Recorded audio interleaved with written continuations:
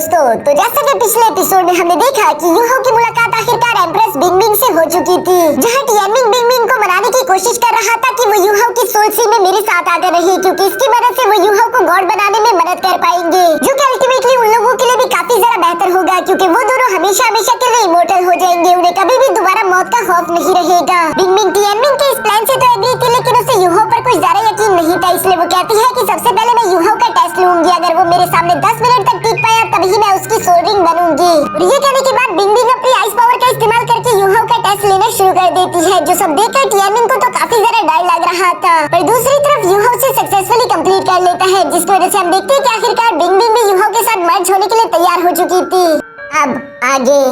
तो next episode की शुरुआत बिल्कुल उसी सीन से शुरू होती है, जहां मर्जिंग प्रोसेस के कंप्लीट होने के बाद हम देखते हैं कि यूहो को एक स्कॉर्पियन बीस्ट की मार्शल सोल मिल चुकी थी, जबकि टियानमिंग यहाँ पर यूहो को बताता है कि स्कॉर्पियन एम्प्रेस 3,90,000 साल पुरानी एक सोल बीस्ट थी, लेकिन मेरी ताकत की वजह से अब वो 4 लाख साल की बन चुकी है। यानी कि उसकी वजह से तुम्हें जो सोल रिंग मिली है वो कोई 3 लाख साल पुरानी सोल रिंग नहीं बल्कि 4 लाख साल पुरानी सोल रिंग होगी, जो देखकर तो यूहो काफी ज्यादा खुश हो गया था। वो अपने सोल सी में आकर टियानमिंग का शुक्रिया अदा करता है, जिस पर टियानमिंग भी उससे कहता है कि कोई बात नहीं। तभी अचानक हम देखते हैं कि यहाँ पर आइस स्कॉर्पियन एम्प्रेस यूहो के सामने आ चुकी थी, जहाँ वो यूहो से कहती है कि तुम्हारे सोल सी में आने की वजह से मैंने तुम्हारी काफी सारी सोल पावर एब्सॉर्ब कर ली, जिसकी वजह से अभी के लिए तुम काफी ज्यादा कमजोर हो गए होंगे, लेकिन चूंकि अब मैं तुम्हारी सोल का हिस्सा बन चुकी हूँ तो इसलिए तुम मेरी भी एबिलिटीज का इस्तेमाल कर सकते हो। अब कान खोलकर सुनना, मैं तुम्हें अपने 4 स्किल्स के बारे में बताने जा रही हूँ, जिनको तुम अच्छे से यूज कर पाओगे। इसमें से पहले स्किल का नाम आइस एम्परर क्लास स्किल है, जिसका इस्तेमाल करके तुम मेन अटैक जनरेट कर पाओगे, जबकि दूसरा है आइस एम्परर शील्ड बॉडी, जिसका इस्तेमाल करके तुम डिफेंस कर सकते हो,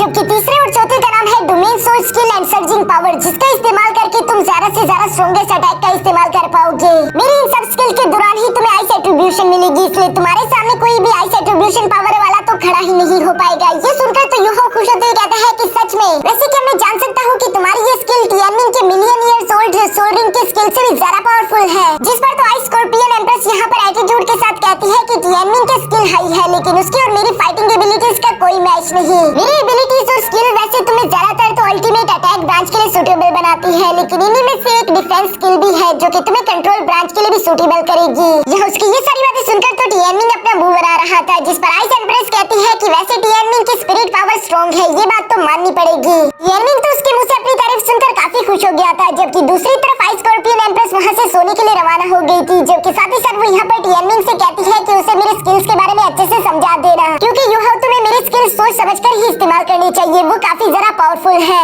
यहाँ यूहो आइस स्कॉर्पियन एम्प्रेस की बातें सुनकर काफी ज्यादा खुश हो रहा था। वो टियानमिंग से कहता है कि मैं तो कुछ ज्यादा ही लकी हूँ, क्योंकि मेरे सोल सी में एक आइस जेड स्कॉर्पियन बीस्ट है, जबकि दूसरी तरफ टियानमिंग तुम और तीसरी तरफ गॉड एलेक्स। अब तो ऐसा लगता है जैसे कि मुझे कोई भी नहीं हरा पाएगा, जो सुनकर टियानमिंग यहाँ पर यूहो के आसपास घूमते हुए कहता है कि नहीं, शायद तुम एक बात भूल गए, अभी भी तुम्हारा असाइनमेंट कंप्लीट नहीं हुआ, क्योंकि तुम्हारी टीचर ने तुमसे 2 सोल रिंग मांगी थी। तुम्हारे पास बेशक इस वक्त 3 मार्शल सोल तो है, जिन सब मार्शल सोल के बीच एक सोल रिंग भी है, लेकिन तुम्हें एक दूसरी सोल रिंग की जरूरत पड़ेगी। यूहो टियानमिंग की ये बात सुनकर कहता है कि हाँ, तुमने बिल्कुल सही कहा। मिस यावी ने कहा था कि अगर मेरे पास सेकंड सोल रिंग ना हुई तो मैं वापस शेक एकेडमी नहीं जा पाऊंगा। अभी मेरे पास दूसरी मार्शल सोल तो आ गई है, लेकिन सबके सब मार्शल सोल में मेरी एक ही सोल रिंग है। टियानमिंग यूहो की ये बात सुनकर अचानक यहाँ यूहो के पास आते हुए कहता है कि वैसे मैं आसपास एक बीस्ट को महसूस कर पा रहा हूँ, जिसकी एट्रीब्यूशन तुम्हारी स्पिरिट के साथ मैच होती है, तो मुझे लगता है कि उसकी सोल रिंग तुम्हें हासिल करनी चाहिए। और ये कहने के बाद वो दोनों ही यहाँ बाहर उस बीस्ट के सामने आ गए थे, जो कि एक बड़ा सा व्हाइट टाइगर बीस्ट था और उसकी कल्टीवेशन काफी ज्यादा हाई थी। यूहो तो उस बीस्ट को देखकर हैरान हो जाता है। इसके बाद सीन शिफ्ट कर यहाँ दोबारा से आउटर शेक एकेडमी आ गया था, जहाँ छुट्टियां खत्म हो चुकी थी। हम देखते हैं कि वोंगनम तो काफी ज्यादा तेजी के साथ अपने साइकिल पर वापस आ रहा था, साथ ही वो खुद के साथ बड़बड़ा रहा था कि मुझे मिस यावी ने वापस जल्दी आने के लिए कहा था, लेकिन ऑलरेडी मैं एक दिन लेट हो चुका हूँ। ये कहते हुए वोंगनम तेजी के साथ अपनी साइकिल चलाते हुए आखिरकार अपने रूम तक पहुँच जाता है, जहाँ वो एक्साइटमेंट के साथ अपना रूम खोलते हुए कहता है कि यूहो मैं वापस आ गया। लेकिन कमरे में देखने के बाद तो वहाँ अंदर कोई भी मौजूद नहीं था, जो देखकर तो वोंगनम थोड़ा सा निराश हो जाता है। इवन कि वो मिस यावी के पास आकर जब ये पूछता है तो मिस यावी उससे भी ज्यादा शॉक थी। वो कहती है कि तुमने क्या कहा, यूहो अभी तक वापस नहीं आया, जिस पर वोंगनम कहता है कि हाँ, आपने बिल्कुल सही कहा। मुझे लगता है कि वो बीस्ट का शिकार करने के लिए गया होगा, लेकिन यूहो काफी ज्यादा कमजोर है, उसके पास कोई खास अटैक स्किल नहीं है। कहीं यूहो किसी बड़ी मुश्किल में ना फंस गया हो, जो सुनकर मिस यावी कहती है कि वैसे यूहो अपने साथ किसी टीचर को लेकर नहीं गया, इवन कि उसकी टीचर यूहो की मदद कर सकते थे। क्या पता शायद टैंक क्लैन में से कोई यूहो के साथ गया हो ताकि वो उसके साथ सोल रिंग हासिल कर सके। वोंगनम को तो ये सुनकर एक उम्मीद मिलती है, इसलिए वो वहाँ से भागते हुए कहता है कि मुझे जल्दी से जल्दी टांगे और मिस्टर बीबी से इस बारे में सवाल करना चाहिए। पर उन दोनों के पास पहुंचकर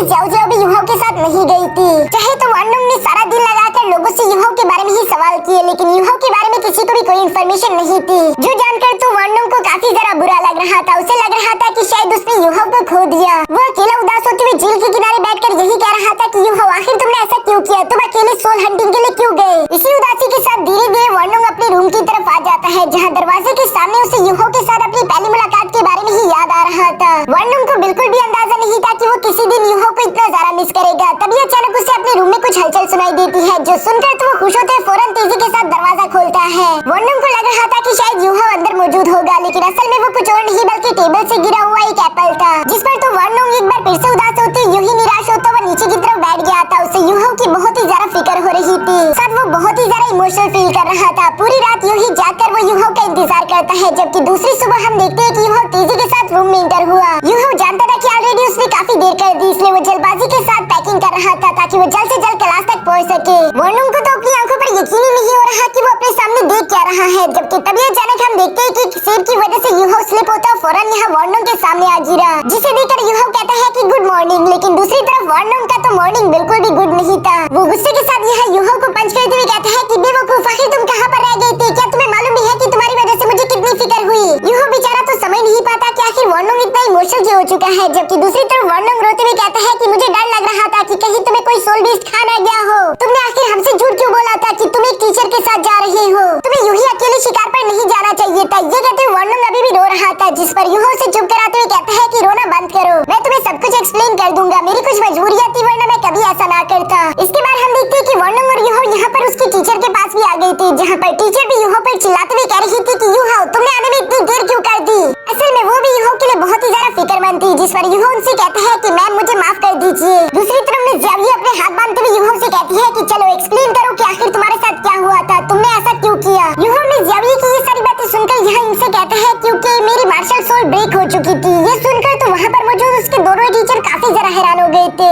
युहाओ आगे झूठ बोलते हुए कहता है कि मिस जाविये आपने खुद ही कहा था कि अगर हमारी सोल पावर लो हो और हम यूं ही लगातार कल्टीवेशन करने की कोशिश करें तो इस फोर्सफुल कल्टीवेशन की वजह से हमारा मार्शल सोल भी ब्रेक हो सकता है। यही हुआ मेरे साथ। मिस जाविये युहाओ की ये बात सुनकर उदास होते हुए युहाओ के पास आकर कहती है कि क्या सच में ये सब हुआ। उसे यकीन तो नहीं आ रहा था, लेकिन साथ ही साथ उसे युहाओ के लिए अब काफी बुरा भी लग रहा था। युहाओ भी यहाँ पर ये सब झूठ बोलकर कुछ ज्यादा खुश नहीं था, इसलिए वो टियानमिंग से कहता है कि तुम्हारी लिखी हुई ये बातें कुछ ज्यादा नहीं हो रही, जिस पर टियानमिंग युहाओ पर भड़कते हुए कहता है कि अगर तुम मेरी बात नहीं मानना चाहते और सच ही कहना चाहते हो तो कह डालो, मैं तुम्हें इस बात की गारंटी देता हूँ कि तुम्हारा सच इन्हें बिल्कुल भी हजम नहीं होगा, ये बात तो शायद ही हजम हो भी जाए। युहाओ टियानमिंग की ये सारी बातें सुनकर मजबूरन अपना झूठ आगे की तरफ कंटिन्यू करना शुरू कर देता है, जहाँ वो मिस जाविये से कहता है कि मिस जाविये मुझे माफ कर देना, मैंने पहले आप लोगों को नहीं बताया था, लेकिन पूरे एकेडमिक ईयर के दौरान ही मुझे ऐसा महसूस हो रहा था जैसे कि धीरे धीरे मेरी मार्शल सोल ब्रेक हो रही हो। आखिर तक आते आते ये एहसास और भी ज्यादा हो चुका था और एक दिन तो मेरी मार्शल सोल पूरी तरीके से ब्रेक हो गई, यानी कि मैं कभी भी एक डिवाइन सोल मास्टर नहीं बन पाऊंगा।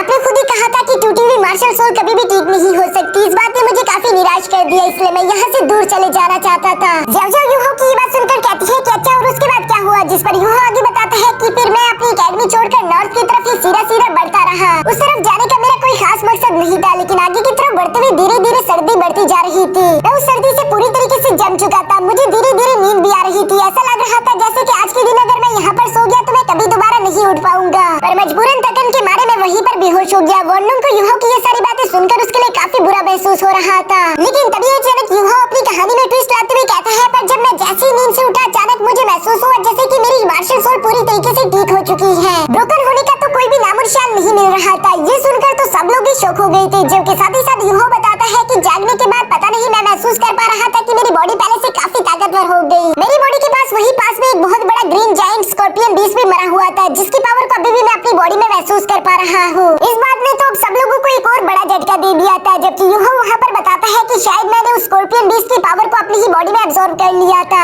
ये सुनकर युहाओ वहाँ पर अपने आइस एट्रीब्यूट की पावर थोड़ी सी एक्टिवेट कर देता है, जिसकी वजह से सब लोगों को ही डर लग रही थी, जबकि वानडोंग युहाओ से सवाल करते हुए पूछता है कि इसका मतलब अब तुम्हारे पास एक सेकंड सोल रिंग आ गई है। और यहाँ पर ये बात सच थी, क्योंकि युहाओ ने शो करता है कि अब युहाओ के पास एक 1000 साल वाली पुरानी सोल रिंग है। साथ ही यहाँ युहाओ के पास एक स्कॉर्पियन बीस्ट भी समन हो गया था, जिसके बारे में युहाओ कहता है कि अब ये मेरी सेकंड मार्शल सोल है। युहाओ तो इन लोगों को बारी बारी झटके पे झटके दे जा रहा था, जबकि वानडोंग यहाँ युहाओ से कहता है कि वाह तुम्हारे साथ कितना अच्छा हुआ, किस्मत से तुम्हें एक सेकंड मार्शल सोल रिंग मिल गई। यहाँ युहाओ वानडोंग की बातें सुनते हुए अपने मन में टियानमिंग से सवाल करते हुए पूछता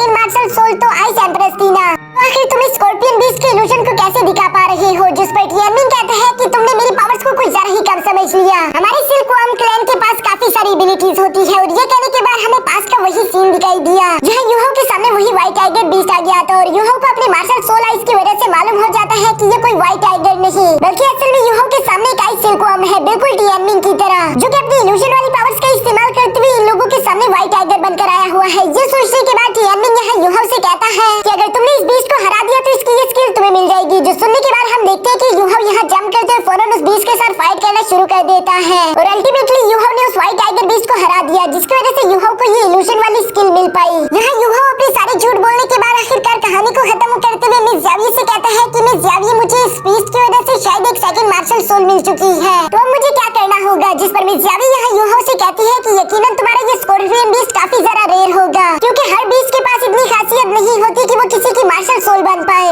ये वैसे तुम्हारे लिए काफी अच्छा हुआ, क्योंकि आइस स्कॉर्पियन बीस्ट अपने अटैकिंग पावर के लिए जाने जाते हैं, ये काफी बेस्ट होते हैं आइस एट्रीब्यूशन में। पर साथ ही साथ मिस ज़ाविये यहाँ पर यूहो को वार्न करते हुए कहती है कि बेशक तुम्हें अब सेकंड मार्शल सोल मिल चुकी है, लेकिन तुम्हें कोशिश करना होगा कि तुम अपने पहले स्पिरिट आइस पर ही ज्यादा ध्यान दो। जो सुनकर यूहो मिस ज़ाविये से कहते हैं कि हाँ मैं बिल्कुल ऐसे ही करूंगा, जबकि दूसरी तरफ टियानमिन यूहो से कह रहा था कि देखो मेरा प्लान काम कर गया, अब तुम्हें कोई भी परेशानी नहीं आने वाली। तभी अचानक हम देखते हैं कि यहाँ यूहो के पेट से आवाज आ रही थी, यानी कि उसे भूख लगी है, इसलिए मिस ज़ाविये इन लोगों से कहती है कि जाकर पहले कुछ खा लो। वॉर्डन भी बिल्कुल ऐसे ही महसूस कर रहा था, इसलिए यूहो, वॉर्डन और ज़ियाओ सीधा कैफेटेरिया की तरफ रवाना हो गई, जहाँ पर टांगे और मिस्टर बीबी पहले से ही मौजूद थे। टांगे यहाँ पर अचानक से यूहो को देखकर काफी खुश होते हैं, फौरन उसके पास आकर कहती है कि आखिरकार तुम वापस आ गए, जबकि मिस्टर बीबी भी यहाँ पर यूहो से मिलकर काफी ज्यादा खुश था। टांगे एक्साइटेड होते हुए यूहो से सवाल करते हुए पूछती है कि बताओ तुम कहाँ रह गए थे, मुझे भी सब कुछ जानना है, तुमने इन छुट्टियों के दौरान क्या कुछ किया। जो सुनकर यूहो यहाँ इससे पहले कुछ भी कह पाता दोबारा उसके पेट से आवाज आती है, इसलिए वो मिस टांगे से कहता है क्यों ना हम लोग पहले कुछ खा ले, क्योंकि मुझे बहुत भूख लगी है, उसके बाद हम लोग बैठकर बातें करेंगे।